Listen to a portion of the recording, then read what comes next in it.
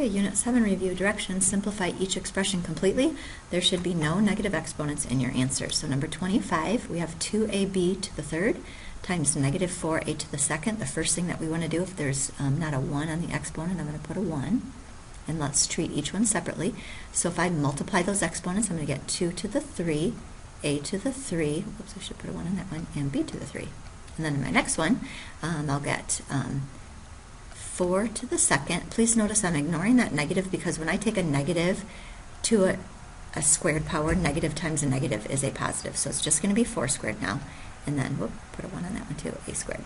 Now let's work it out. 2 to the third power would be 8, a to the 3, b to the 3.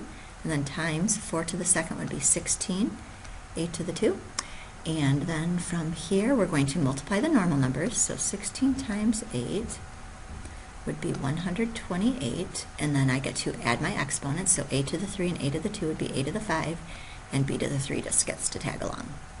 Okay, 26, once again we have parentheses, so we're going to multiply all of my powers. I'm going to get m to the 40, n to the negative 35, p to the negative 20, and we're not allowed to have negative exponents, so I know the n and the p get to move to the bottom. M to the 40 gets to stay up top, and then the n and the p will become positive when I bring them down to the bottom.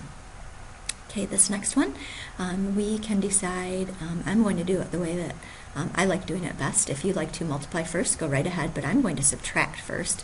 So if I do x to the 9 minus x to the negative 2, that's going to give me x to the 11. And then if I subtract negative 7 minus 3 is going to give me negative 10. And if you didn't get those answers, try it on your calculator because that's what they turn out to be. Still have the 5, so now I'm going to multiply. So I'll get x to the 55, y to the negative 50. And now we're not allowed to have negative exponents, so the y needs to move. So I'll have x to the 55 on the top and y to the 50 on the bottom.